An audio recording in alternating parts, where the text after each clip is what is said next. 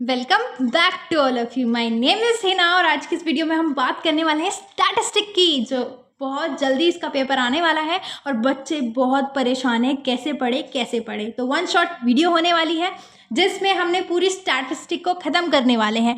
और जिन बच्चों को स्टैटिस्टिक आती है, जो कर चुके हैं, उनके लिए एक रिवीजन होगा, और जिनको नहीं आती है उनके लिए एक ऐसी वीडियो होने वाली है जिसको करके वो अपने पेपर्स में पास हो सकते हैं। तो एक दिन की तैयारी हो या आधे दिन की तैयारी हो या कुछ घंटे की तैयारी हो, आप इस वीडियो से कर सकते हैं और पेपर में 100% पास हो सकते हैं। तो चलिए स्टार्ट करते हैं। What is statistic? पेपर में बहुत सारे ऐसे क्वेश्चंस आते हैं, define statistic, what do you mean by statistic, ऐसा लिख देंगे और पीछे या तो उसके यूजफुलनेस पूछ लेंगे या लिमिटेशन पूछ लेंगे या फिर फंक्शंस पूछ लेंगे। तो बहुत सारे क्वेश्चन फर्स्ट चैप्टर में से बनते हैं। ठीक है, तो चलिए स्टार्ट करते हैं। What is statistic? आप मेरे से एक प्रॉमिस कीजिए कि आपको मेरी प्रोनाउंसिएशन पे ध्यान नहीं देना है, आपको सिर्फ अपनी स्टडी पे फोकस करना है, आपको डिस्ट्रैक्ट नहीं होना है। स्टैटिस्टिक नहीं होता है, स्टैटिक्स होता है, लेकिन प्रॉमिस में कि आप अच्छे से पढ़ाई करोगे। तो सबसे पहले जब भी हम स्टैटिस्टिक के बारे में सोचते हैं तो हमारे माइंड में क्या आता है? डेटा, नंबर्स, यही सब कुछ आता है ना हमारे माइंड में कि स्टैटिस्टिक डेटा है, नंबर्स हैं। तो एग्जैक्टली ये है क्या? तो जैसे कि आप इस फिगर के अंदर देख सकते हैं, इसमें जो फेवरेट फ्रूट है ना लोगों के, फेवरेट फ्रूट, जो 50% लोग हैं उन्हें कीवी पसंद है, जो 10% लोग हैं उन्हें ऑरेंज पसंद है, जो 5% लोग हैं उन्हें बनाना पसंद है, ऐसे ही 10% को एप्पल और 25% को मैंगो। तो ये फेवरेट फ्रूट का चार्ट है। ये एक ऐसा डेटा है जो हम क्या कर सकते हैं, कंपेयर कर सकते हैं। हम ये बता सकते हैं कि अच्छा 50% लोगों को तो कीवी पसंद है और 10% वाले लोगों को तो ऑरेंजेस पसंद है। मैं बता क्यों रही हूँ ये आपको, अभी आपको पता लग जाएगा मैं ये सब चीज़ें क्यों बता रही हूँ। ठीक है, तो इतना समझ में आया कि हमने यहाँ पे फेवरेट फ्रूट का एक चार्ट बना रखा है जिसमें हमने परसेंटेज की फॉर्म में ये बताया है कि कितने लोगों को कौन सा फ्रूट पसंद है। समझ में आ गया? ये एक डेटा था, बहुत ज़्यादा आसान और अंडरस्टैंडेबल डेटा था, जिसको हमने देखते ही समझ लिया कि अच्छा ये हो रहा है इसमें। अब इस वाली फिगर में देखो, इस वाली फिगर में हमें ये बताया गया है कि जो 5 से 10 साल के बच्चे हैं, 5 से 10 साल के जो लोग हैं वो कितने हैं? अराउंड 350। ऐसे ही हमें इससे ये वाला समझ में आ रहा है कि जो 10 से 15 साल के बच्चे हैं वो कितने हैं? आसपास 180 के आसपास है। तो हमें इन फिगर से कुछ ना कुछ बात पता लग रही है। ये क्या है? ये एक डेटा है और यही है स्टैटिस्टिक्स। स्टैटिस्टिक को हम दो वे में पढ़ते हैं, एक पढ़ते हैं प्लूरल सेंस में और एक पढ़ते हैं सिंगुलर सेंस में। स्टैटिस्टिक को दो सेंस में डिवाइड किया गया है, एक होता है प्लूरल सेंस और एक होता है सिंगुलर सेंस। स्टैटिस्टिक है क्या? स्टैटिस्टिक में हम क्या कर रहे हैं? स्टडी कर रहे हैं, जिसमें हम डेटा को कलेक्ट कर रहे हैं, ऑर्गेनाइज कर रहे हैं।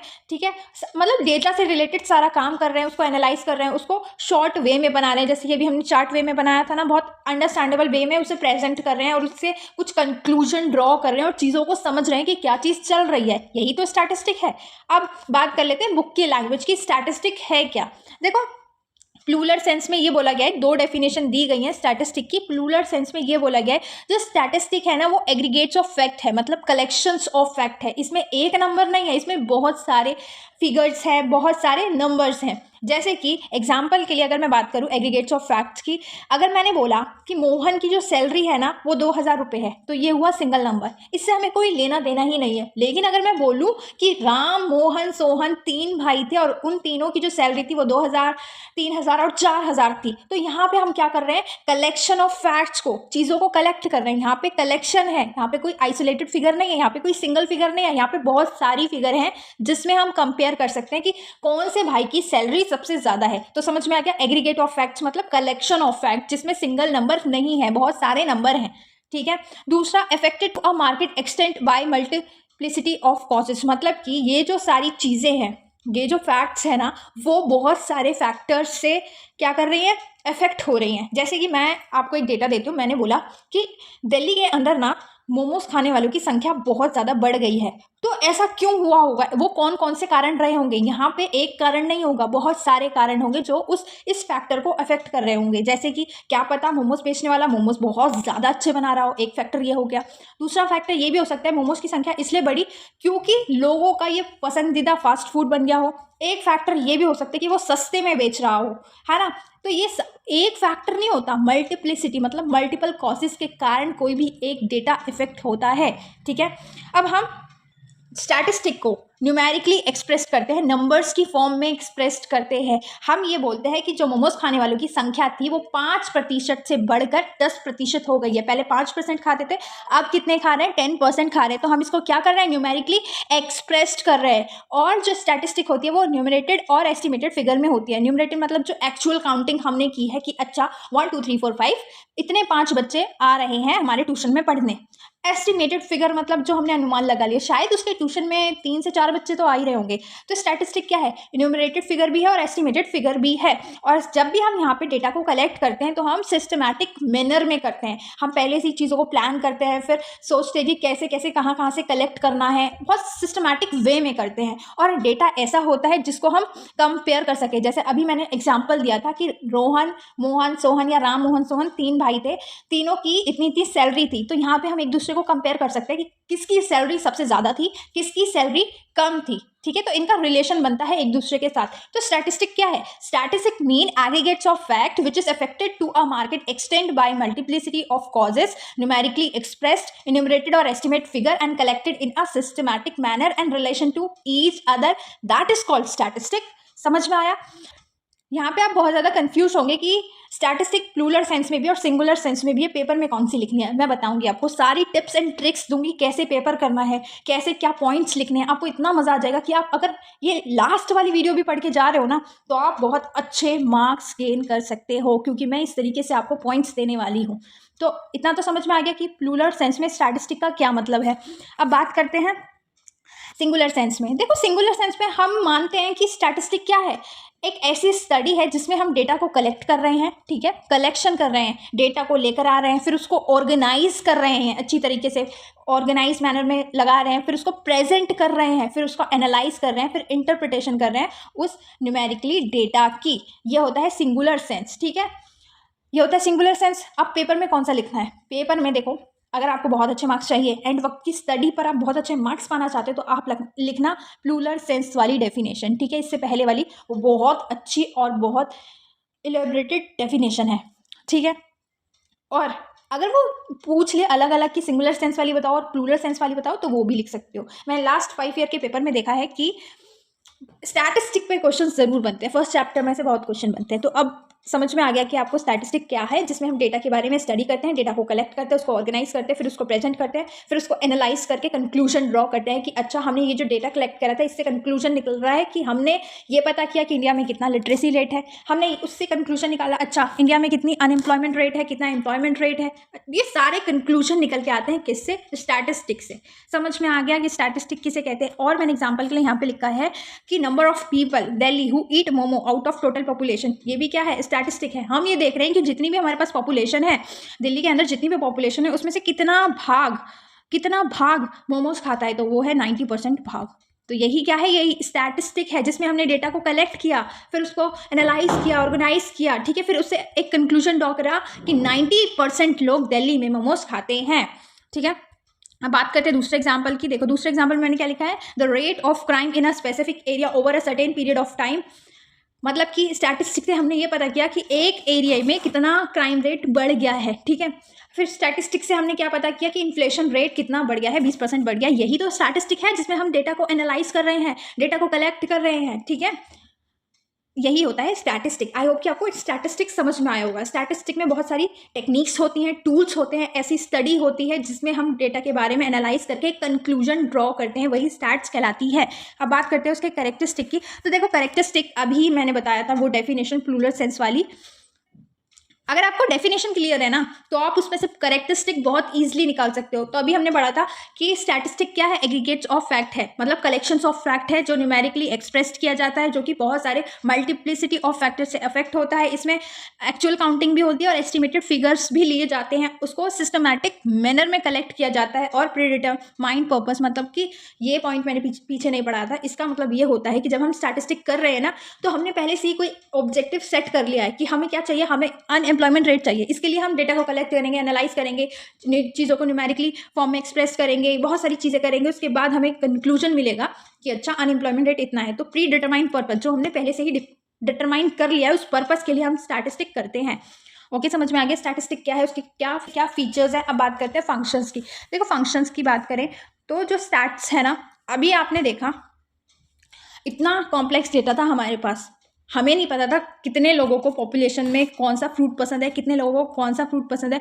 ऐसे हम सिंगल सिंगल सबसे पूछते, हमारे दिमाग में भी गड़बड़ होती। लेकिन स्टैटिस्टिक ने क्या किया, उस कॉम्प्लेक्स डेटा को, इतना कॉम्प्लेक्स डेटा को कितने अच्छे वे में प्रेजेंट कर दिया हमने उस चीज़ की मदद से। वो जो अभी आपने गोला देखा था ना, गोले पे लिखा हुआ था कीवी इतने लोगों को पसंद है, इतने को मैंगो, ये सब, तो इसकी मदद से इतना आसान कर दिया कि कोई भी इंसान देख के पता लगा ले कि अच्छा इसमें ये चीज़ हो रही है। तो स्टैटिस्टिक क्या करती है, कॉम्प्लेक्स डेटा को बहुत ज़्यादा इजी वे में प्रेजेंट करके उसे इजी बना देती है, ठीक है। तो कॉम्प्लेक्स डेटा को सिंप्लीफाई कर देती है, ये काम होता है स्टैटिस्टिक का। दूसरा, provide techniques for making comparison. अभी हमने ऊपर एग्जाम्पल में देखा कि राम, मोहन एंड सोहन 3 भाई थे, ठीक है, तीनों की सैलरी अलग अलग थी। तो हमने क्या किया, वहाँ पे कंपैरिजन कर दिया। तो स्टैटिस्टिक ने क्या प्रोवाइड किया, हमें वो सारी टेक्निक्स दी जिसकी वजह से हम क्या कर पाए, कंपैरिजन कर पाए। तो स्टैटिस्टिक कंपैरिजन भी करवा पाती है। अभी हमने किया था कि किसकी सैलरी बहुत ज़्यादा हाई है और किसकी बहुत ज़्यादा लो है, ठीक है। तो ये हुआ दूसरा फंक्शन। स्टैटिस्टिक क्या करती है, ऐसी टेक्निक प्रोवाइड करती है जिससे हम ईजिली वे में कंपैरिजन कर सकें। थर्ड पॉइंट है present fact in proper way. देखो, जो फैक्ट्स होते हैं ना, जो चीज़ें होती हैं ना, वो उनको बहुत ज़्यादा प्रॉपर फॉर्म में प्रेजेंट करती है। एग्जाम्पल के लिए अगर मैं बात करूं, अगर हम बोलते कि एक एरिया था, एक एरिया के उतने जो लोग थे ना, आधे लोग मोमोज खाते हैं, आधे लोग चाउमीन खाते हैं, आधे लोग वो खाते हैं, बर्गर खाते हैं, आधे लोग वो खाते हैं, तो हम नहीं समझ पाएंगे। लेकिन एक ही लाइन में अगर मैं बोल दूं कि 90% लोग तो मोमो खा रहे हैं, तो ये बहुत ज़्यादा प्रॉपर फॉर्म है। यहाँ पे मैंने ये नहीं कहा कि दिल्ली के बहुत सारे लोग मोमो खा रहे हैं, ये बहुत ज़्यादा कन्वीनियंट नहीं है। लेकिन मैंने अगर ये बोल दिया कि 90% खा रहे हैं, तो आप बहुत इजीली समझ जाओगे कि इतनी पॉपुलेशन तो खा ही रही है। तो बहुत ज़्यादा प्रॉपर वे में चीज़ों को प्रेजेंट करती है। जो स्टैटिस्टिक होती है ना, जो चीज़ों को प्रेजेंट कर रही होती है, बहुत ज़्यादा प्रॉपर वे में करती है, ठीक है। आई होप कि आपको ये थर्ड पॉइंट समझ में आया होगा। मुझे लग रहा है थोड़ी सी डाउट रह गई है, तो थोड़ा सा डाउट रह गया, उसको ही क्लियर कर लेते हैं कि जो स्टैटिस्टिक होती है चीज़ों को बहुत ज़्यादा प्रॉपर वे में परफॉर्म करती है, दिखाती है हमें फैक्ट्स को। हमें बहुत ज़्यादा मुश्किल होती कि कितनी जनसंख्या बढ़ी है इस साल, पढ़ने में ये सब चीज़ें लिखी हुई होती, हमें पढ़ने में कितना तकलीफ होती, लेकिन हमने एक ही जगह पढ़ लिया कि 10% से बढ़ गई है। तो इनने बहुत ज़्यादा प्रॉपर फॉर्म में हमें बता दिया कि 10% से ही क्या बढ़ी है, जनसंख्या बढ़ गई है। फोर्थ पॉइंट है फैसिलिटेट पॉलिसी फॉर्मुलेशन। सिंपल सी बात है, इतना सारा डेटा आएगा, इतना सारा डेटा को हम निकालेंगे तो हम उससे क्या बना सकते हैं, पॉलिसीज़ फॉर्मुलेट कर सकते हैं। जैसे जो भी गवर्नमेंट होती है, कोई भी नई पॉलिसीज़ वगैरह बनाती है हमारी इकोनॉमी के लिए, हमारी देश के लिए, जो भी वो काम करती है वो डेटा की बेस पे ही तो करती है ना। और वो डेटा कहाँ से आता है, स्टैटिस्टिक से आता है। तो स्टैटिस्टिक का काम है क्या करना, फॉर्मुलेशन करना पॉलिसीज़ का, ठीक है। डेटा के बेस पे गवर्नमेंट क्या लेती है, कोई भी निर्णय लेती है, डिसीजन लेती है और पॉलिसीज फॉर्मुलेट करती है। फिफ्थ पॉइंट है हेल्प इन फोरकास्टिंग। एक बिजनेस है, बिजनेस किस बिहाफ पे कहता है कि मैं अगले साल 5 लाख की सेल करूँगा, सॉरी अगले साल, एग्जाम्पल है, 5 लाख तो बहुत छोटा नंबर हो गया एक साल के लिए। वो अगर कह रहा है कि मैं अगले साल 5 लाख की सेल्स करूंगा, तो किस बिहाफ पे कह रहा है, ऐसा कौन सा, वो क्या भविष्यवाणी करने वाला इंसान है, नहीं।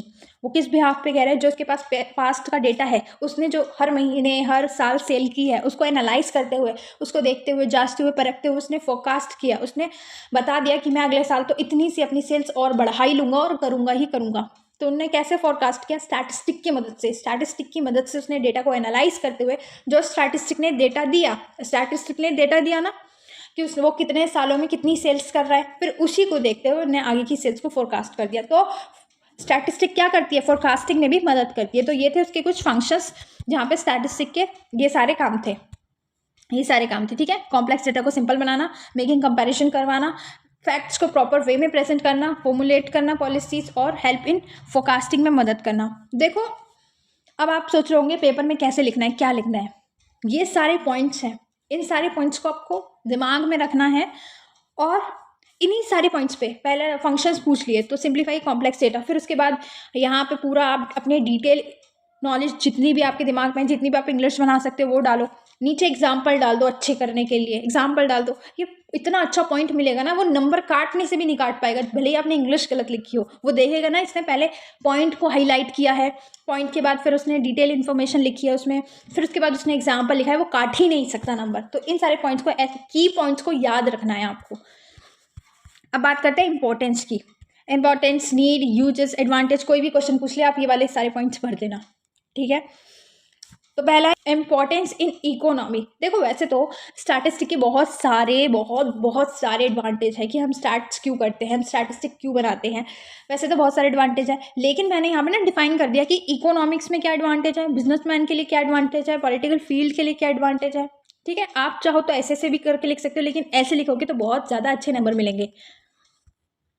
तो इकोनॉमिक्स में क्या एडवांटेज है स्टैटिस्टिक की, देखो जो हमारी इकोनॉमिक है, जो हमारे मतलब जिसमें हम इंडिया से रिलेटेड बातें करते हैं, रिसोर्सेज के बारे में पढ़ते हैं, स्कार्सिटी के बारे में पढ़ते हैं, तो इसमें क्या मदद करती है इसमें समझ लो स्टैटिस्टिक मतलब डेटा। तो इसमें कैसे मदद करता है डेटा, जब हम इकोनॉमिक्स के बारे में पढ़ते हैं, लोग कितना कंजप्शन कर रहे हैं, हमें कितना प्रोडक्शन करना चाहिए और कहाँ कहाँ डिस्ट्रीब्यूट करना चाहिए अपने प्रोडक्ट को, इन सबको देखते हुए हमें सबसे पहले चाहिए होता है स्टैटिस्टिक, डेटा चाहिए होता है हमें। वो डेटा चाहिए कि कितने लोग कंजप्शन कर रहे हैं, कितने लोगों की रिक्वायरमेंट है एक एरिया में, वो प्रोडक्ट की रिक्वायरमेंट कितने लोगों को है, वो हमें कैसे पता लगेगा, डेटा की मदद से पता लगेगा।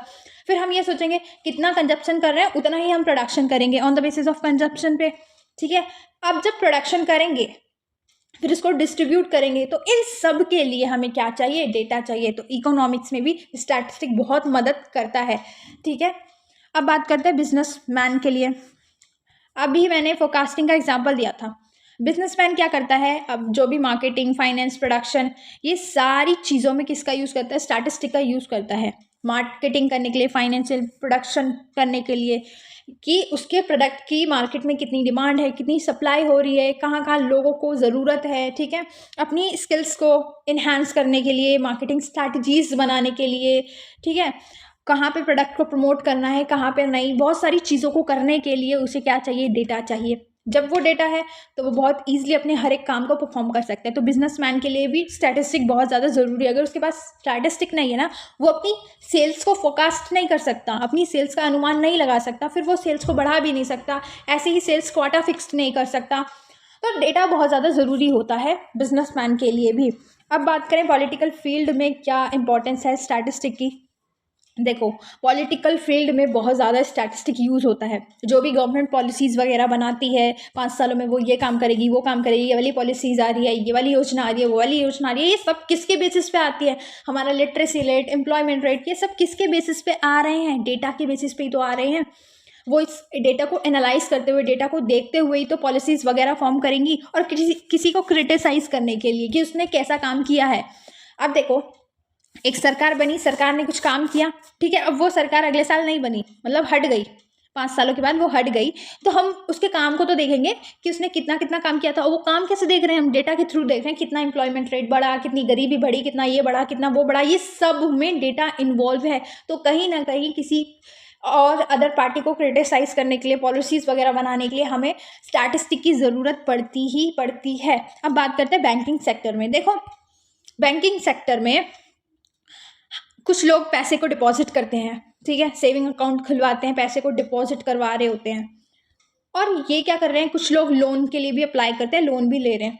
जब बैंकिंग लोगों के पास यही नहीं होगा कि कितने लोग डिपॉजिट कर रहे हैं, कितने लोग बैंक के लिए, लोन के लिए रिक्वेस्ट कर रहे हैं, तो वो कैसे अपनी चीज़ों को, अपनी एक्टिविटीज़ को परफॉर्म कर पाएंगे। बैंकर भी बहुत सारी स्टैटिस्टिकल अप्रोचेस यूज़ करते हैं, वो भी अनुमान लगाते हैं, डेटा को यूज़ करते हैं ताकि वो कंपेयर कर सके डिपॉजिट कितने लोग कर रहे हैं और कितने लोगों को लोन चाहिए। फिर वो प्रोडक्शन कर सके, आगे की चीज़ों को प्रिडिक्ट कर सके कि अच्छा हमें इतने पैसों की नीड है।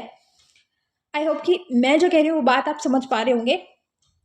कितने लोग डिपॉजिट कर रहे हैं, कितने लोग लोन ले रहे हैं, इनके बीच का कंपैरिजन किसकी मदद से पॉसिबल है, सिर्फ किसकी मदद से पॉसिबल है, स्टैटिस्टिक, डेटा की मदद से पॉसिबल है। जब तक उनके पास डेटा नहीं होगा वो कैसे प्रोडक्शन करेंगे, कैसे वो एनालाइज करेंगे कितने लोगों को लोन की ज़रूरत है और कितने लोग डिपॉजिट कर रहे हैं। तो बैंकिंग सेक्टर में, चाहे पॉलिटिकल फील्ड में, चाहे बिजनेस फील्ड में, चाहे इकोनॉमिक्स फील्ड में, हर एक जगह स्टैटिस्टिक की बहुत ज़्यादा ज़रूरत है, उसकी बहुत इंपॉर्टेंस है।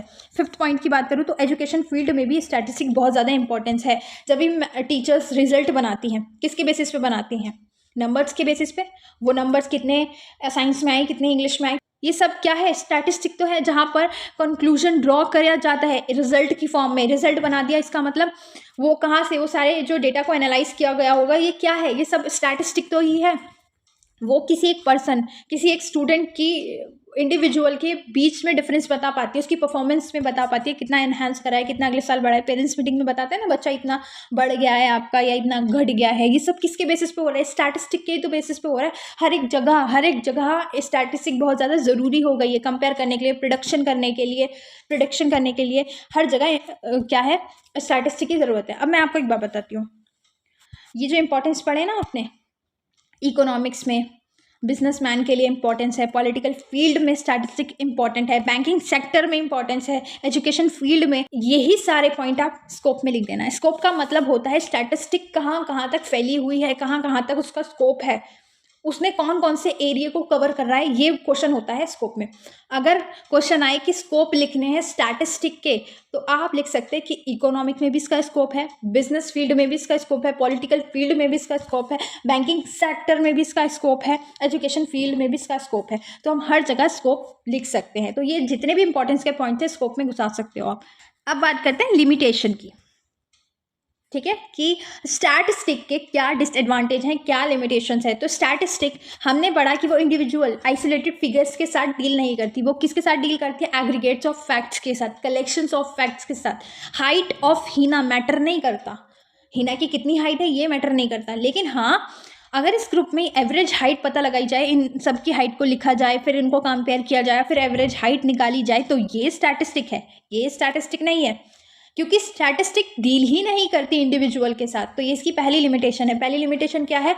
कि ये इंडिविजुअल के साथ डील नहीं करेगी। इसको डील किसके साथ ही करना है? कलेक्शन ऑफ फैक्ट्स के साथ ही करना है। जहाँ पे बहुत सारे लोगों की हमारे पास हाइट थी, तो ये क्या था? कलेक्शन ऑफ फैक्ट्स था। ठीक है, सेकंड पॉइंट की बात करें, statistic deals only quantitative characteristic. इसमें क्वांटिटेटिव मतलब जो नंबर्स की फॉर्म में वही टर्म्स आती हैं, ठीक है, क्वालिटेटिव टर्म्स नहीं आती। स्टैटिस्टिक क्वालिटेटिव टर्म्स के साथ डील ही नहीं करती। स्टैटिस्टिक किसके साथ डील करती है? क्वांटिटेटिव टर्म्स के साथ डील करती है।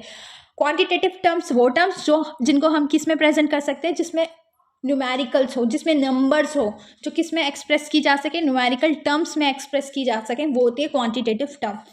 Beauty, colour of eyes, Hina की क्या ब्यूटी है, हिना की आइज का कलर क्या है, ये मैटर करता ही नहीं है। लेकिन अगर हम यही बोले कि इंडिया में 85% पीपल ब्यूटीफुल है, तो ये क्या है? ये स्टैटिस्टिक है, क्योंकि इसने कितने में डील करा? क्वांटिटेटिव टर्म में डील किया, नॉट क्वालिटेटिव। क्वालिटी से मैटर नहीं करता। स्टैटिस्टिक डील करेगी तो सिर्फ क्वांटिटेटिव टर्म में ही करेगी। ठीक है, आई होप कि आपको समझ में आया होगा ये एग्जाम्पल भी। अब बात करते हैं थर्ड पॉइंट की, statistic result are true only on average. ज़रूरी नहीं है कि स्टैटिस्टिक के जो रिजल्ट निकल के आते हैं, जो भी हम चीज़ें करते हैं, स्टैटिस्टिक डेटा को एनालाइज करना, बहुत सारी चीज़ों को परफॉर्म करना, फिर ये सब चीज़ें निकालना, तो वो सही ही होंगी। हमेशा हम एवरेज चीज़ें निकालते हैं कि एवरेज इनकम कितनी है, एवरेज हाइट कितनी है, ये एवरेज बिहेवियर पे काम करती है कि जितना भी इंडिया में लोग रह रहे हैं उन सब में से उनकी एवरेज इनकम क्या है। अब हमने स्टैटिस्टिक परफॉर्म की, अब हमें पता निकल के आया कि एवरेज हाइट 5,000 है। ज़रूरी थोड़ा है कि अब हिना के पापा 5,000 रुपये कमाते हो, ज़रूरी नहीं है ना। ये तो एवरेज हाइट है, ऐसा मान के चलते हैं हम कि इंडिया में जो एवरेज बंदा कमा रहा है वो 5,000 कमा रहा है। ठीक है, तो ये एवरेज बिहेवियर पे काम करती है, 100% रियल रिजल्ट नहीं देती। फोर्थ पॉइंट है, statistic is only method of studying problem, जिसमें हम क्या करते हैं? प्रॉब्लम को स्टडी कर रहे होते हैं। कोई भी प्रॉब्लम हमें अराइज हुई है उसके बारे में हम स्टडी करेंगे। ज़रूरी नहीं है कि जो भी प्रॉब्लम के बारे में हम स्टडी कर रहे हैं उसका बेस्ट सॉल्यूशन ही निकल के आएगा। तो स्टैटिस्टिक का ये भी एक लिमिटेशन है। फिफ्थ पॉइंट है, स्टैटिस्टिक को मिसयूज़ किया जाता है, गलत तरीके से भी इस्तेमाल किया जाता है। जैसे कि एग्जांपल की बात करूं कि एक गवर्नमेंट थी, गवर्नमेंट ने अपने फैक्ट्स को प्रूफ करने के लिए, अपने व्यूज़ को, अपने पॉइंट ऑफ व्यू को प्रूफ करने के लिए कि वो सही है, नकली डेटा भी तो छाप सकती है ना, उस डेटा का मिस रिप्रेजेंटेशन भी कर सकती है, फॉल्स क्लेम्स भी कर सकती है। तो स्टैटिस्टिक को मिसयूज़ भी किया जाता है, वो गलत डेटा भी छाप सकती है अपने पॉइंट्स को प्रूफ करने के लिए। तो ये थी कुछ इसकी लिमिटेशन, जिसमें पहली थी ये इंडिविजुअल के साथ डील ही नहीं करती, ये क्वालिटेटिव टर्म्स के साथ डील ही नहीं करती, ये एवरेज पे काम करती है। ठीक है, इसमें बेस्ट सोल्यूशन निकले ऐसा ज़रूरी नहीं है, इसको मिसयूज़ भी किया जा सकता है। अब बात करते हैं statistical survey and there steps के बारे में। स्टैटिस्टिकल सर्वे किसे कहते हैं और उसके क्या स्टेप्स हैं? तो सबसे पहले आपके माइंड में सर्वे का नाम सुनते ही क्या आएगा? मतलब कुछ लोग गलियों में घूम रहे हैं और वो अपनी अपने रजिस्टर्स में इंफॉर्मेशन को फिल कर रहे हैं। यही आता है ना सर्वे का नाम सुन के, जिसमें क्या कर रहे हैं, लोग गलियों में जा जाके इंफॉर्मेशन को इकट्ठी कर रहे हैं। आपने भी देखा होगा, बहुत सारे लोग आते हैं आपके घरों पे, आपसे नाम नंबर पूछते हैं, एड्रेस वगैरह पूछते हैं और अपनी रजिस्टर में इंफॉर्मेशन को फिल करते हैं और चले जाते हैं। सर्वे ही तो कहते हैं ना इसे। तो स्टैटिस्टिकल इसके आगे जुड़ा हुआ है। तो इसका मतलब क्या हुआ, न्यूमेरिकली टर्म्स में जो सर्वे किया जा रहा है। ठीक है, सबसे पहले तो स्टैटिस्टिकल सर्वे एक ऐसी अप्रोच है जिसके अंदर हम क्या करते हैं, इंफॉर्मेशन को गैदर कर रहे होते हैं। किससे, जनरल पब्लिक से। हम क्या कर रहे हैं यहाँ पे, इंफॉर्मेशन को अपने रजिस्टर के अंदर लिख रहे हैं। इसको क्या बोलते हैं, स्टैटिस्टिकल इंक्वायरी भी बोलते हैं। ठीक है, तो ये सर्वे समझ में आ गया। ये एक ऐसी अप्रोच है जहाँ पे हम अपनी नॉलेज को गेन कर रहे हैं। अब बात करते हैं, जब ये सर्वे करते हैं तो इनमें कौन कौन से स्टेप्स इन्वॉल्व हैं। तो देखो, शायद ही इससे ज़्यादा इजी टॉपिक कोई होने वाला है, आपको बहुत आसानी से समझ में आ जाएगा। और अगर समझ नहीं आए तो इन पर चैप्टर बेस्ड हैं, हर एक उस पर चैप्टर बेस्ड है। धीरे धीरे आपको समझ में आ जाएगा जैसे जैसे हम आगे बढ़ते चलेंगे। अगर अभी ये कॉन्सेप्ट समझ नहीं आएगा, लेकिन ये बहुत ईजी कॉन्सेप्ट है। ये आ गया पेपर में तो समझो आपके मज़े हैं। ठीक है, तो सबसे पहले जब भी हम कोई सर्वे करने जा रहे हैं तो उसमें कौन कौन से स्टेप्स इन्वॉल्व हैं। तो पहला है डिफाइनिंग द प्रॉब्लम। सबसे पहले तो इन्वेस्टिगेशन करने से पहले हमें अपनी प्रॉब्लम डिफाइन होनी चाहिए। हमें पता होना चाहिए कि हम किस पे इन्वेस्टिगेट करने वाले हैं, हम किस प्रॉब्लम को डील करने वाले हैं। जब तक हमें प्रॉब्लम ही नहीं पता तो हम उससे रिलेवेंट डेटा को कैसे फाइंड आउट करेंगे। तो हमें सबसे पहले हमारी प्रॉब्लम डिफाइन होनी चाहिए जिस पर हम इन्वेस्टिगेट करने वाले हैं। ठीक है, जैसे कि सपोज मैंने बोला मुझे लिटरेसी रेट नहीं पता, वो पता करना है, तो मेरी प्रॉब्लम डिफाइन हो गई कि मुझे लिटरेसी रेट पता करना है। ठीक है, सेकंड स्टेप में क्या है कि determining the objectives and scope. अब जब हमें प्रॉब्लम पता लग गई, इसके बाद जो नेक्स्ट स्टेप आता है, हमें हमारा ऑब्जेक्टिव क्लियर होना चाहिए, किस लिए हम सर्वे कर रहे हैं, उसके क्या ऑब्जेक्टिव है और उसके क्या स्कोप है। स्कोप मतलब कि हम कितना एरिया कवर करेंगे, कहाँ कहाँ से इंफॉर्मेशन को गैदर करेंगे। स्कोप मतलब जो भी एरिया हम कवर करने वाले हैं। ऑब्जेक्टिव मतलब कि हम किस उद्देश्य से, किस वजह से वो सर्वे को कंडक्ट कर रहे हैं, किस लिए हम डेटा को कलेक्ट कर रहे हैं। जब हमारा ऑब्जेक्टिव क्लियर होगा ना, तो वो हमें एज अ गाइड की तरह मदद करेगा। अगर हमारा ऑब्जेक्टिव क्लियर नहीं है, जैसे कि आपने कोई 5 सालों का गोल डिसाइड किया कि मुझे 5 सालों में अपने आप को यहाँ पे देखना है, तो आपने सबसे पहले एक अपना ऑब्जेक्टिव क्लियर किया कि मुझे सक्सेस इसलिए पानी है, तभी आप उसके लिए काम करने लगोगे। तो आपका ऑब्जेक्टिव यहाँ पे क्लियर है। थर्ड स्टेप है प्रिलिमिनरी कलेक्शन ऑफ डेटा।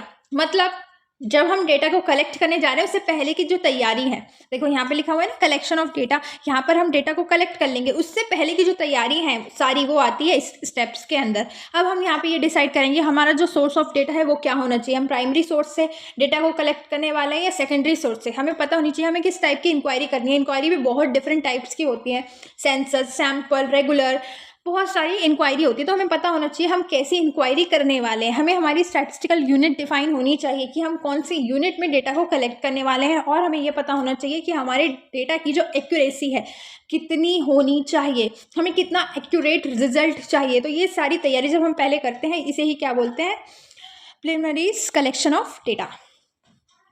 अब बात करते हैं नेक्स्ट स्टेप की। नेक्स्ट स्टेप में क्या करते हैं, हम कलेक्शन ऑफ डेटा करते हैं। यहाँ पे हम डेटा को कलेक्ट करने चले जाते हैं, या तो प्राइमरी सोर्स से या तो सेकेंडरी सोर्स से। हमें यहाँ पे हमारा डेटा मिल जाता है। उसके बाद जब हमें हमारा डेटा मिल गया तो हम क्या करेंगे, उस डेटा को एडिट करेंगे।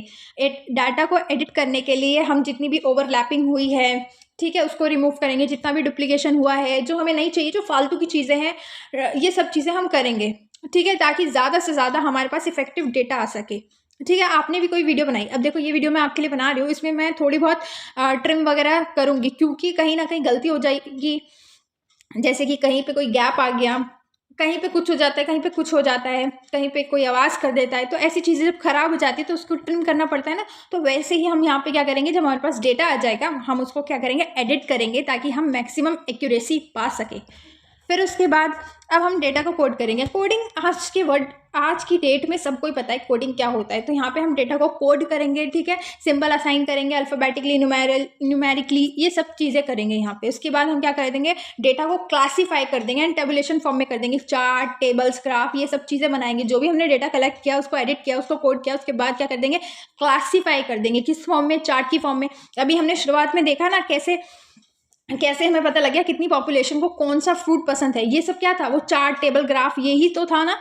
जिसकी फॉर्म से हमें क्या पता लग जाता है, बहुत ईजी चीज़ें समझ में आ जाती है। ये सब चीज़ें करने के बाद हम क्या करेंगे, डेटा को एनालाइज करेंगे। डेटा को एनालाइज करने का मतलब है उसको इस फॉर्म में एनालाइज कर देंगे। इस तरह से हम जांचेंगे परखेंगे कि जो कोई भी बंदा होगा ना, कोई भी इंसान होगा, वो डेटा को देखते ही समझ जाएगा। जैसे कि रेशियो की फॉर्म में लिखा है कि 5% परसेंट की फॉर्म में लिखा है, ठीक है। तो इन सब चीज़ों से एवरेज लिखा है कि एवरेज हाइट इतनी है। तो यहाँ पे क्या हुआ, एनालिसिस ऑफ डेटा हुआ। हमने स्टडी वगैरह करके, क्लासिफिकेशन करके, कोड करके, एडिट करके यहाँ पे डेटा को एनालाइज कर दिया। इस फॉर्म में प्रेजेंट करेंगे हम डेटा यहाँ पर कि अब कोई भी अंडरस्टैंड कर सके उस डेटा को, परसेंटेज की फॉर्म में, एवरेजेस की फॉर्म में, ठीक है। तो यहाँ पे हमने डेटा को एनालाइज कर लिया। उसके बाद इंटरप्रिटेशन कर देंगे डेटा का। इंटरप्रिटेशन का मतलब जो भी डेटा हमने एनालाइज किया है, ठीक है, अब जो भी हमने परसेंटेज की फॉर्म में किया है, रेशियो की फॉर्म में किया है, इन सब से अब हम क्या निकालेंगे, कंक्लूजन निकालेंगे, आखिर क्या हुआ। जैसे कि हमने शुरुआत में हम लिटरेसी रेट पता करने गए थे ना, तो अब हमारा कंक्लूजन निकल के आ जाएगा, अच्छा इतना लिटरेसी रेट है।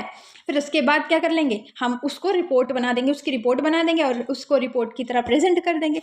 यही थे कुछ स्टेप्स स्टैटिस्टिकल सर्वे के, ठीक है। तो समझ में आ गया स्टैटिस्टिकल सर्वे के कुछ, देखो स्टेप थे, ये रहे। आई होप कि आपको समझ में आ गया होगा। अब बात करते हैं सोर्सेज ऑफ डेटा के बारे में। हमारे डेटा के क्या सोर्सेज है, हम डेटा को कहाँ से कलेक्ट करते हैं। तो डेटा को दो जगह से ही कलेक्ट किया जाता है, primary data and secondary data. Primary data, primary मतलब फर्स्ट, सेकेंडरी मतलब सेकेंड, ठीक है। प्राइमरी मतलब जो हमें फर्स्ट सोर्सेज से मिल रहा है, और सेकेंडरी मतलब सेकेंडरी डेटा। जैसे मैं समझाती हूँ आपको, जब हम खुद से जा रहे हैं, डेटा को कलेक्ट कर रहे हैं, इन्फॉर्मेशन को गैदर कर रहे हैं, एक एक रेस्पोंडेंट से रिस्पॉन्स ले रहे हैं। जैसे सर्वे में क्या हुआ, हम गए हर एक घर पे जाके हम इन्वेस्टिगेट कर रहे हैं, हम खुद से मेहनत कर रहे हैं, ठीक है।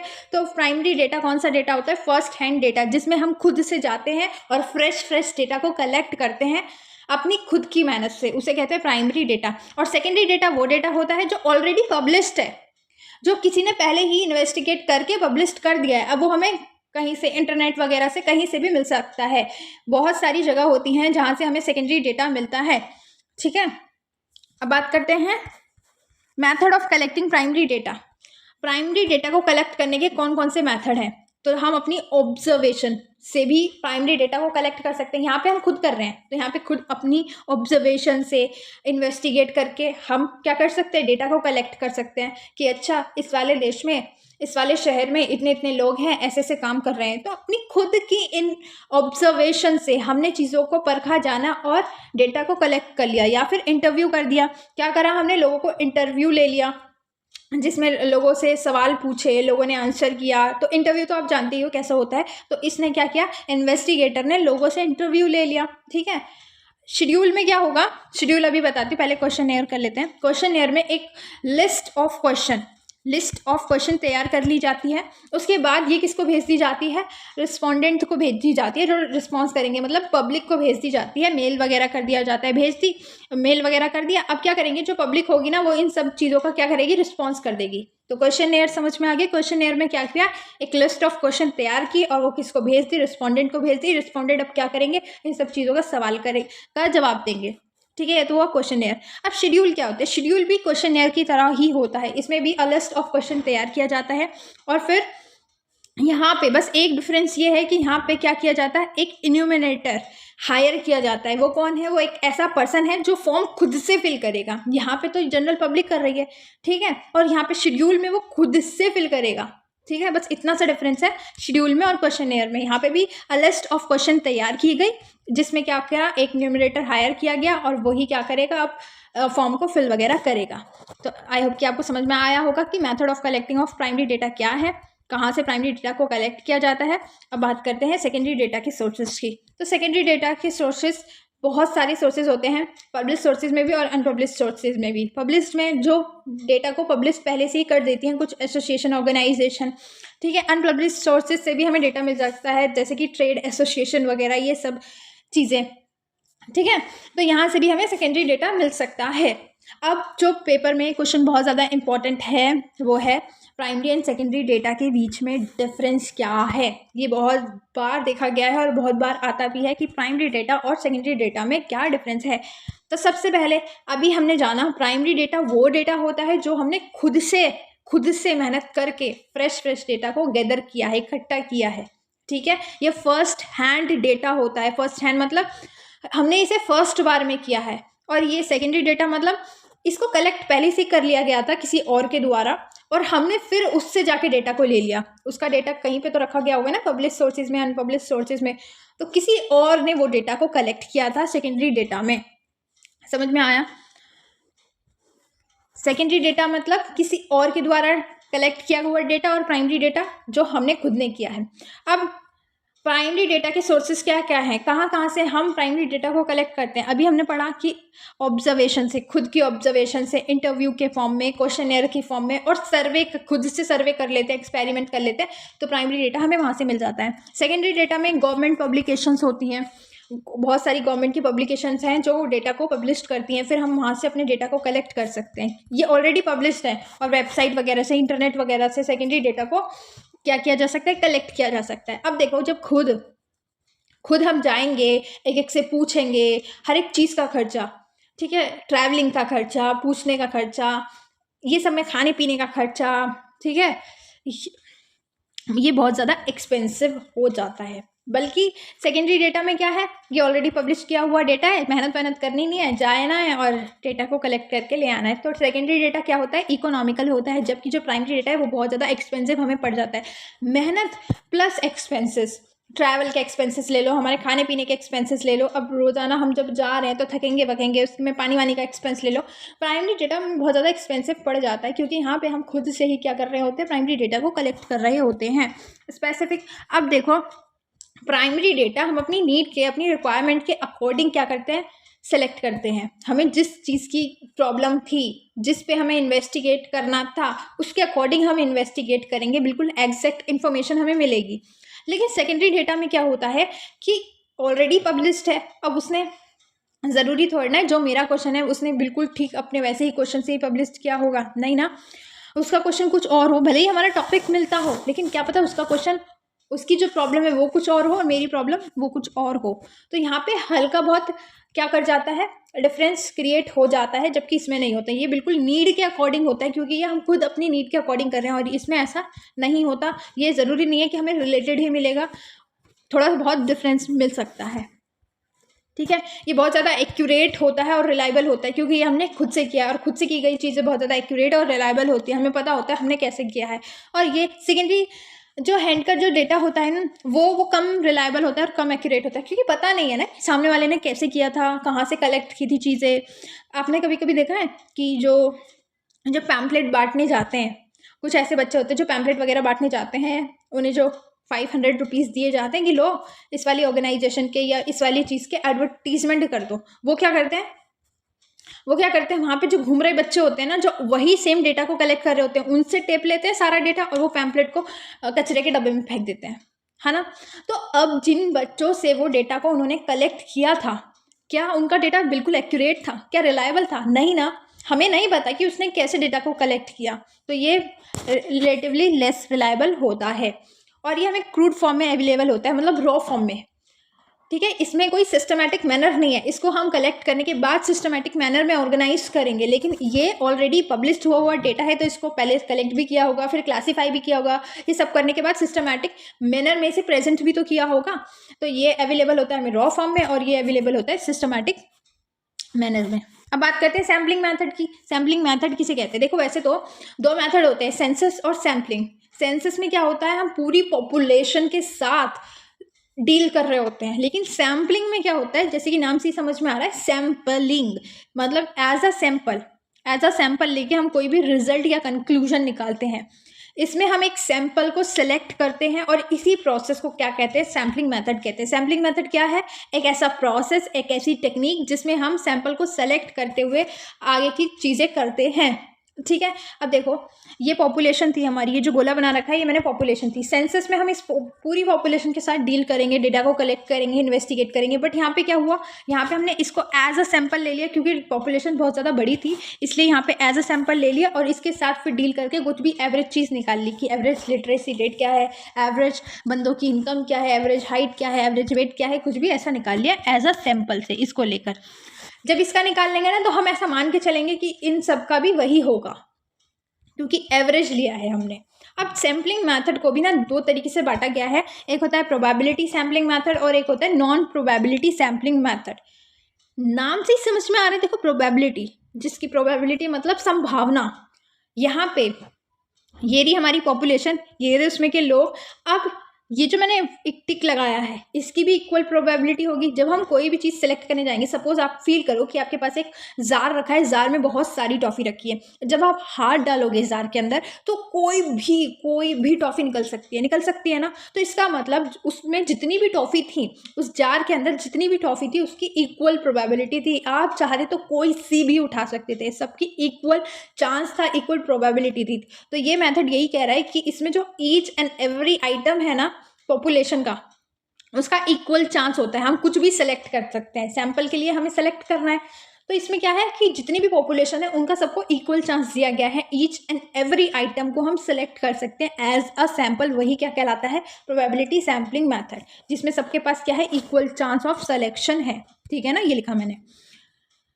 अब बात करते हैं नॉन प्रोबेबिलिटी सैम्पलिंग की। सिंपल सी बात है, जैसे कि प्रोबेबिलिटी में सबकी संभावना थी, इसमें नहीं होगी, है ना। देखो मैंने ये बना रखी है पॉपुलेशन, इसमें क्या पता ये जो बड़ा गोला है इसकी संभावना ज़्यादा है, हम इसको ज़्यादा क्या कर सकते हैं, एज अ सैम्पल के लिए चुन सकते हैं, या फिर इसकी संभावना ज़्यादा है, इसकी संभावना ज़्यादा है। कि मैं क्या कह रही हूँ, मुझे तो कुछ नहीं समझ में आ रहा, मैडम क्या पढ़ा रही है।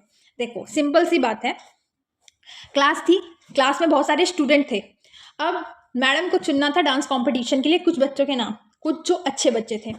मैडम ने क्या किया, मैडम को एक लड़की पसंद थी, मैडम ने उसका नाम दे दिया, और एक और लड़की पसंद थी, उसका नाम दे दिया। एक क्लास से दो ही बच्चे दिए जा सकते थे, तो दोनों बच्चों को उन्होंने, मैडम ने सोचा कि अच्छा ये थोड़ी ज़्यादा अच्छी है और ये थोड़ी पढ़ाई में भी अच्छी है, मेरी बात भी मानती है, मेरे काम भी कर देती है, मेरे रजिस्टर की सारी चीज़ें भी भर देती है, काम भी कर देती है, चलो इसको ही दे देती हूँ, इसको चांस दे देती हूँ। तो मैडम ने अपनी थिंकिंग पावर से, अपनी जजमेंट से उस लड़की को सिलेक्ट कर लिया।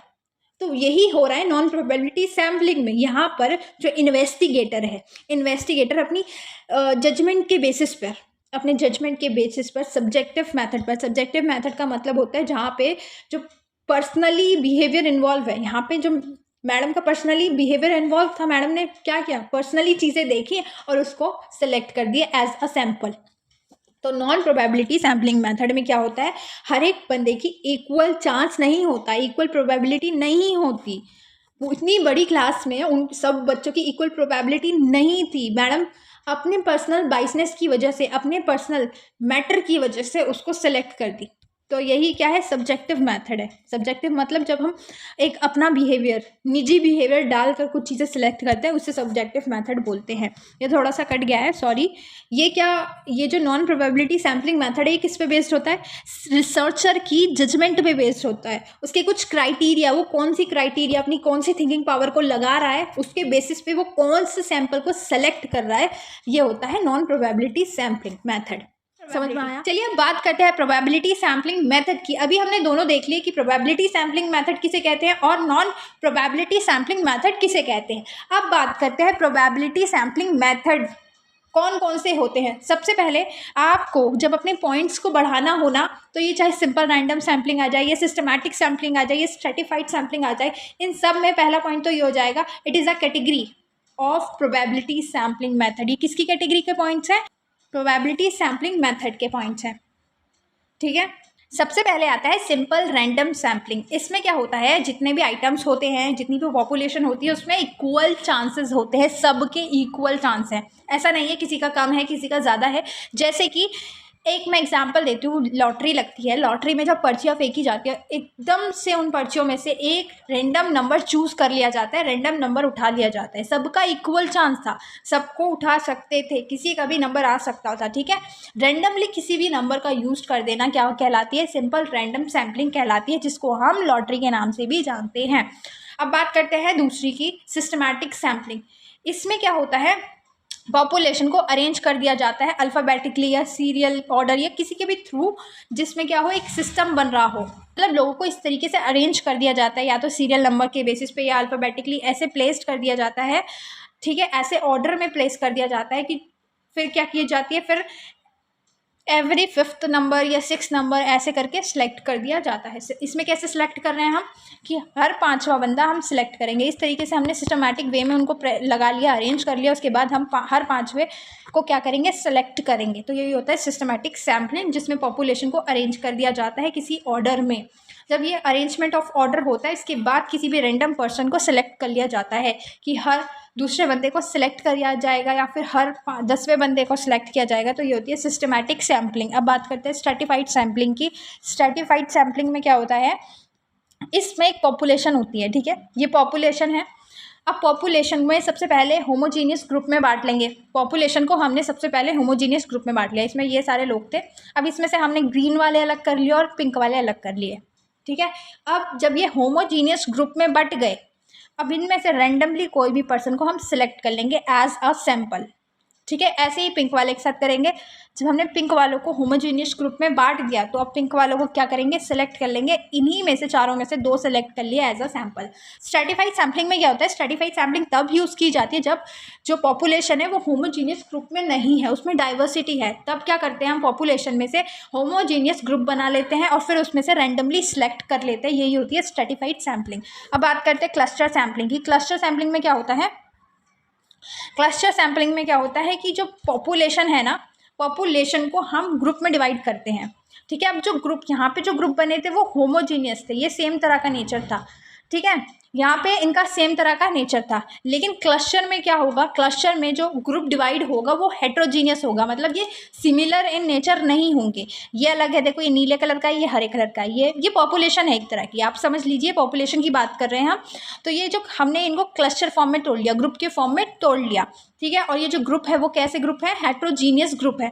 अब इनमें से, इन ग्रुप में से हम किसी भी एक रैंडम ग्रुप को सिलेक्ट कर लेंगे। यही होती है क्लस्टर सैम्पलिंग। पहले हम क्या कर लेते हैं, पॉपुलेशन को ग्रुप में वाइज डिवाइड कर लेते हैं। और ग्रुप कैसे होते हैं, हेट्रोजीनियस ग्रुप होते हैं। फिर उसमें से किसी भी एक नॉर्मल ग्रुप को सिलेक्ट कर लेते हैं। इसे क्या बोलते हैं, क्लस्टर सैम्पलिंग बोलते हैं। ये इसको हमने कैसे सिलेक्ट किया, एज अ सैम्पल। देखो इसमें जो ये ग्रुप बना है ना, ये हेट्रोजीनियस है, इसमें पिंक वाला अलग है, नीला वाला अलग है। सपोज ये पॉपुलेशन है, समझ लीजिए कि ये पॉपुलेशन है, ये मेल की है और जो पिंक वाली है वो फीमेल है। तो यहाँ पे जो ग्रुप बना है वो कैसा ग्रुप है, हेट्रोजीनियस। इसमें ऐसा समझ लीजिए कि जो ग्रीन वाला है वो मेल थे और पिंक वाली फीमेल थी।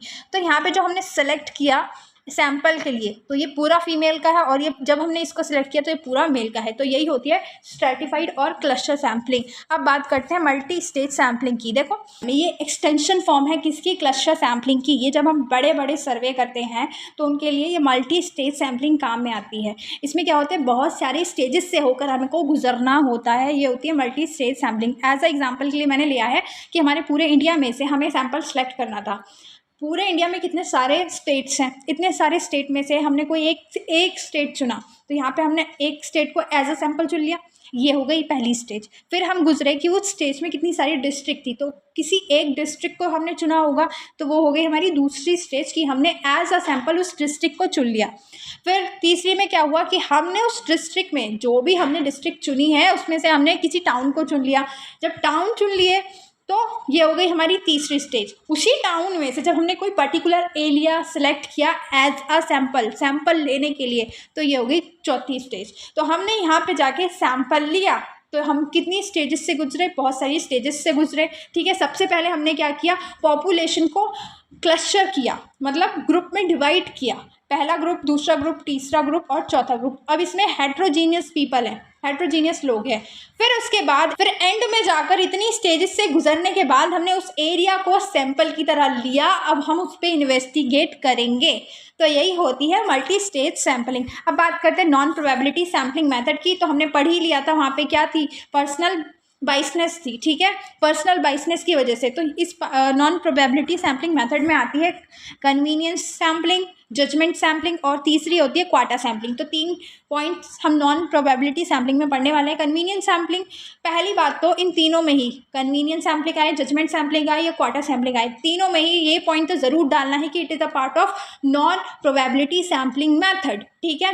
अब कन्वीनियंस सैम्पलिंग, कन्वीनियंस सैम्पलिंग में क्या होता है, जो इन्वेस्टिगेटर होता है ना, इन्वेस्टिगेटर वो अपने कन्वीनियंस के हिसाब से, अपने आप को कि उसे कन्वीनियंट लगना चाहिए उस हिसाब से वो चीज़ों को सिलेक्ट करता है, ठीक है। उसने ऐसा नहीं कि सबके इक्वल चांसेस थे सिलेक्ट करने के पॉपुलेशन को, नहीं, उसने अपने कन्वीनियंस को देखा और कन्वीनियंस को देखते हुए उसने सिलेक्ट कर लिया। इसको क्या कहते हैं, चंक भी कहते हैं, इस मेथड को क्या कहते हैं, चंक भी कहते हैं। तो अगर पेपर में चंक के पॉइंट ऑफ व्यू से कोई क्वेश्चन बन के आए तो आप ऐसा मत करना कि छोड़ो, कन्वीनियंस सैम्पलिंग उसका आंसर होगा, ठीक है। अब ये थी प्रिंसिपल, ये प्रिंसिपल थी, इसको अपने स्कूल के लिए डेटा कलेक्ट करना था, इसको पूछनी थी कौन कौन सी क्लास बेटर है हमारे स्कूल में, हमें बाहर जाके ना परफॉर्मेंस करनी है। तो इसने सोचा क्या कि इतनी सारे इसके स्कूल में टीचर्स थी, बट इतने अपनी कन्वीनियंस के हिसाब से इसने सोचा मुझे ज़्यादा चलना ना पड़े, मैं तो थक जाऊंगी, इन टीचर से पूछती ही नहीं हूँ। तो उसने क्या किया, इन टीचर से तो पूछा नहीं, सिर्फ अपने कन्वीनियंस के हिसाब से जो पास की टीचर थी ना, पास की, सिर्फ उनसे ही पूछ लिया, ठीक है, और उनसे ही डेटा कलेक्ट कर लिया। तो इसने प्रिंसिपल ने क्या किया, अपने कन्वीनियंस के हिसाब से इन टीचर्स को क्या कर लिया, सिलेक्ट कर लिया, ठीक है। अब बात करते हैं जजमेंट सैम्पलिंग की। जजमेंट सैम्पलिंग में क्या होता है कि इन्वेस्टिगेटर की जजमेंट पे बेस्ड होती है सैम्पलिंग। जब कोई भी इन्वेस्टिगेटर एज अ सैंपल के लिए कोई भी पॉपुलेशन चुनता है तो उसमें उसकी पर्सनल बाइसनेस होती है, पर्सनली जजमेंट कर रहा है, उसकी थिंकिंग, उसका जो सोच है ना वो इन्वॉल्व है। तो इस वाले मेथड में क्या होती है, उसकी जजमेंट इन्वॉल्व होती है, तो वो तब सैंपल को सिलेक्ट करता है जब वो जज करता है पीपल को। तो इसमें पूरी तरह से ना पर्सनल बाइसनेस आ जाती है। हमने अभी पिछली में समझा था कि पर्सनल बाइसनेस क्या होती है, अपनी निजी व्यवहार की वजह से जब कोई वो चीज़ सेलेक्ट करता है तो उसे बोलते हैं पर्सनल बाइसनेस। तो इसने जजमेंट के बेसिस पे सैम्पलिंग कर ली। अब बात करते हैं क्वार्टर सैम्पलिंग की। तो क्वार्टर सैम्पलिंग में सिर्फ इतना ही कि इनके पूरी पॉपुलेशन के क्वार्टर बनाए जाते हैं, क्वार्टर में सेट किया जाता है, मेल का ये बन गया, फीमेल का ये बन गया, चिल्ड्रन का ये बन गया, और उसके बाद उसमें से एज अ सैम्पल चीज़ों को सेलेक्ट कर लिया जाता है। यही होती है क्वार्टर सैम्पलिंग। सबसे पहले तो पॉपुलेशन को होमोजीनियस ग्रुप में डिवाइड कर दो, उसके बाद पर्सनल जजमेंट के बेसिस पर, पर्सनल जजमेंट, वहाँ पे क्या था, वहाँ पे ये था कि रैंडमली फिर कोई पर्सन को सिलेक्ट कर लो। यहाँ पे यह है कि पर्सनल जजमेंट के बेसिस पर फिर ये चीज़ें सेलेक्ट की जाती हैं क्योंकि इसमें बाइसनेस इन्वॉल्व है। अब बात करते हैं स्टैटिस्टिकल यूनिट के बारे में कि वो क्या होती है। ये भी राइट शॉर्ट नोट में पूछ लेते हैं, तो ये टॉपिक भी थोड़ा सा इंपॉर्टेंट हो जाता है कि स्टैटिस्टिकल यूनिट क्या है, लेकिन इस पर इतना ध्यान देने की ज़रूरत नहीं है।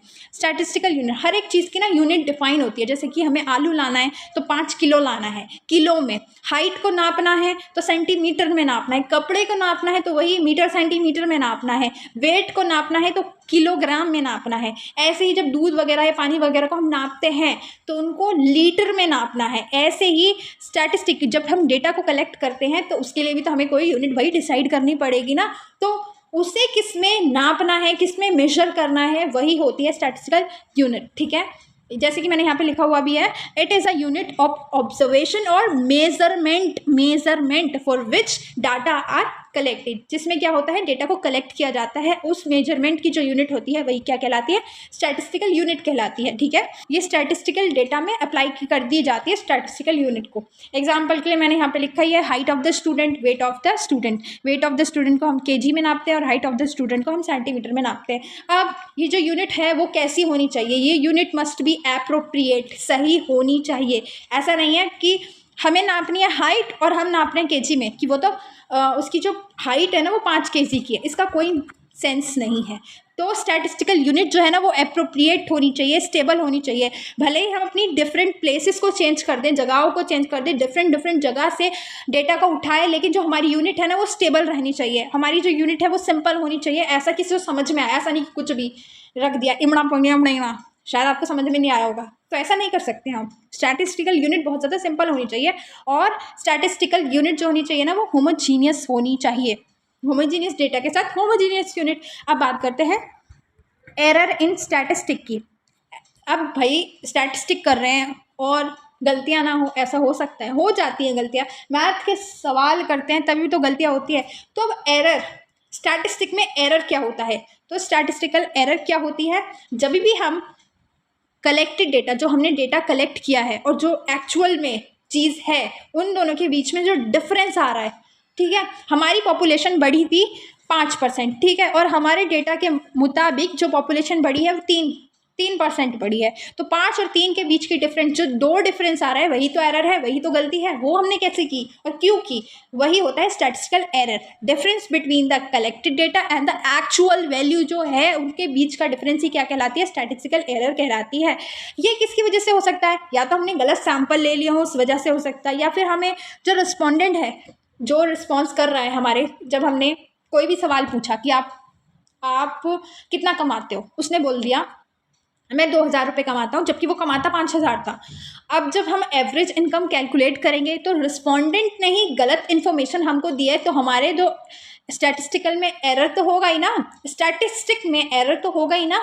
तो इनकरेक्ट इन्फॉर्मेशन देने की वजह से भी हमारा जो गलतियाँ हो जाती है। और क्या पता हमने रॉन्ग सैम्पल को सिलेक्ट किया हो, सपोज़ कि हमारी पॉपुलेशन इतनी बड़ी थी और हमने सैम्पल सेलेक्ट किया इतना सा, तो इनके जो जवाब आएंगे, इनके जवाब पे क्या हम इन सब की बात को, मतलब इन सब की बात को पूरा कर पाएंगे। सपोज मैं क्या कहना चाह रही हूँ, मैं सिर्फ इतना कहना चाह रही हूँ कि आपने बनाई थी एक आइसक्रीम, आपने बनाई थी एक आइसक्रीम, आपके घर में 10 लोग थे, 10 में से आपने सिर्फ एक को चखाई, उसने बोल दिया अच्छी नहीं है, तो क्या आप ये मान लोगे कि अच्छी नहीं है? कम से कम आप इतना तो सैंपल लोगे, 4 तो सैंपल लोगे ही ना, कि पता लगे कि एवरेज निकल के आएगा। जैसे आपने 4 लोगों से पूछा, 4 लोगों ने बोला कि अच्छी है, अच्छी है, अच्छी है, अच्छी है, तो इसका मतलब अच्छी है आपकी आइसक्रीम, ठीक है।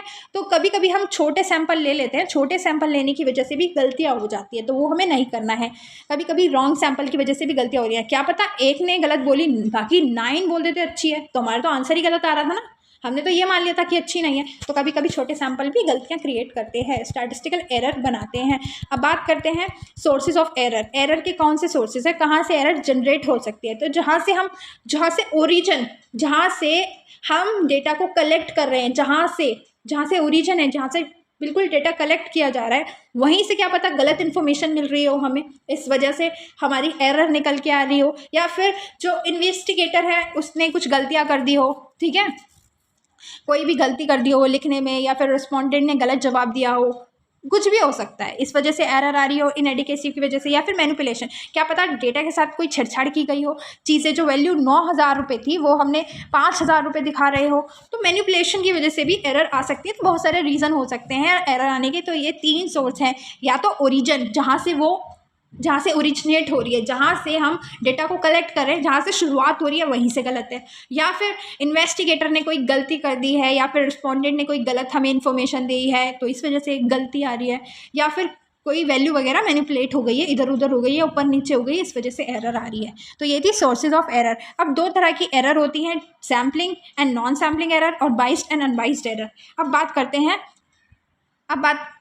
हैं सैम्पलिंग एरर के बारे में। तो सैम्पलिंग एरर कौन सी एरर होती है, जो सैंपल की वजह से आ रही है। जब हमने कोई सैंपल सेलेक्ट किया, सपोज कि हमने ये पॉपुलेशन थी, ये वाली पॉपुलेशन थी, इसमें से छोटा सैंपल कलेक्ट कर लिया, तो इस वजह से जो एरर आ रही है, सैंपल की वजह से जो एरर आ रही है और उसकी वजह से जो हम गलत कंक्लूजन ड्रॉ कर रहे हैं, तो वही होती है सैम्पलिंग एरर। देखो मैंने यहाँ पे लिखा है कि एरर जो कि किस वजह से आ रही है, drawing interference about the population on the basis of sample, जो सैंपल के बेसिस पे हो रही है। क्या पता हमने जो होल पॉपुलेशन है उसमें जो सैंपल रिप्रेजेंट किया है वो ही सही ना हो, जैसे मैंने अभी बताया था ना आइसक्रीम वाला एग्जाम्पल, वही बात कह रहा है ये। और जब भी हम सैम्पलिंग एरर को रिड्यूस करना हो ना, तो हम क्या कर सकते हैं, हम लार्ज सैंपल ले सकते हैं, तो हमारी एरर क्या होगी, रिड्यूस हो जाएगी, कम हो जाएगी। अगर इसमें से हम लार्ज सैंपल ले लेंगे तो हमारी एरर खत्म हो जाएगी। अब बात करते हैं नॉन सैम्पलिंग एरर की। जो सैंपल की वजह से नहीं आ रही वो वाली एरर को नॉन सैम्पलिंग एरर बोलते हैं, ठीक है। ये पर्सनल बाइसनेस की वजह से हो सकती है, या फिर कोई गलती से मिस्टेक हो गई है, डेटा मैनिपुलेट हो गया, या इनएडिक्वेसी की वजह से जो एरर आ रही है वो होती है नॉन सैम्पलिंग एरर, ठीक है। अब नॉन सैम्पलिंग एरर या तो रिकॉर्ड करते वक्त, या फिर टेबुलेट करते वक्त, या फिर उसको एक्वायर करते वक्त कोई गलती हो गई हमसे, इस वजह से जो एरर निकल के आ रही है वो नॉन सैम्पलिंग एरर होती है। ये बहुत ज़्यादा सीरियस इन नेचर होती है और इसको रिड्यूस करना बहुत ज़्यादा मुश्किल होता है। बहुत मुश्किल से हम इस एरर को रिड्यूस कर सकते हैं। जो एक इन्वेस्टिगेटर है, सपोज एक इन्वेस्टिगेटर था, उसने रॉन्ग मेजर कर लिया, गलत ही डेटा को कलेक्ट कर लिया, एक्वायर कर लिया, तो भाई एरर तो होनी ही होनी है। या फिर अभी मैंने बताया था रॉन्ग रिस्पॉन्स दिया है किसने, रिस्पॉन्डेंट ने, तो भी एरर हो सकती है। तो ये भी इसी का एग्जाम्पल था। अब बात करते हैं बाइस्ड एरर की। बाइस्ड एरर कौन सी एरर होती है, जो इन्वेस्टिगेटर की पर्सनल जजमेंट की वजह से होती है। बाइस्ड का मतलब ही पर्सनल जजमेंट आ गया है। क्या पता उसने पर्सनली जो मेजरमेंट करने का टूल था, सपोज कि वो एक टूल लेता जिससे मेजर किया जाता डेटा को, उसने अपने अपने पर्सनल जजमेंट के बेसिस पे 2 टूल थे हमारे पास, ए टूल, बी टूल। ए बहुत अच्छा था हमारे लिए, लेकिन उसने अपनी पर्सनल जजमेंट के बेसिस पे बी टूल को सिलेक्ट कर लिया, तो इस वजह से गलती हो गई। या फिर जब वो कलेक्ट कर रहा था डेटा को, प्राइमरी सोर्स हमारे लिए बहुत अच्छा था, लेकिन उसने अपनी पर्सनल जजमेंट घुसा के बी सोर्स से, मतलब सेकेंडरी सोर्स से कलेक्ट कर लिया, तो इस वजह से गलती हो गई। तो यहाँ पे सिर्फ पर्सनली जजमेंट इन्वॉल्व है, जो उसकी पर्सनल जजमेंट की वजह से होती है, जो इन्वेस्टिगेटर की वजह से होती है। अब बात करते हैं अनबाइस्ड एरर की। अनबाइस्ड एरर की मतलब जो पर्सनल जजमेंट से नहीं होती, ये ऐसी एरर होती हैं जो पर्सनल जजमेंट से नहीं होती। ये प्रॉब्लम होती है जब हम सैम्पल को डिटरमाइन कर रहे हो, ठीक है। अनबाइस्ड एरर ना कहीं सैम्पलिंग एरर की तरह है। अब देखो, difference between the item that are included for the sampling purpose and item that's are not included. अब देखो, इसका एग्जांपल मैं बताती हूँ। इसमें क्या हुआ कि ये था हमारे पास पॉपुलेशन थी। पॉपुलेशन में एक ये था, एक ये था, एक ये था, एक ये था। तो हमने जब एज अ सैम्पल सेलेक्ट किया ना, तो जब हमने एज अ सैम्पल सेलेक्ट किया तो हमने इसको एज अ सैम्पल सेलेक्ट कर लिया, इसको भी ले लिया, पर इसको छोड़ दिया। इसको, ये भी तो भाई एग्जिस्ट करता है ना भाई हमारी पॉपुलेशन में, तो इसका भी ध्यान दिया जाना चाहिए, बट हमने इसका ध्यान ही नहीं दिया। बस इनको सिलेक्ट कर लिया एज अ सैम्पल। तो इस वजह से भी तो एरर आ सकती है ना, कि हमने कुछ चीज़ें निगलेक्ट कर दी हों, जो एग्जिस्ट करती थी वो निगलेक्ट कर दी हों, तो इस वजह से जो एरर आती है उसे कहते हैं अनबाइस्ड एरर, और यही मैंने एग्जाम्पल लिखा है। अब बात करते हैं स्टैटिस्टिकल डेरिवेटिव्स की। ये क्या होता है? ये एक ऐसी अप्रोच है, ऐसी अप्रोच है जहाँ पर मीनिंगफुल कंक्लूजन ड्रॉ किया जाता है।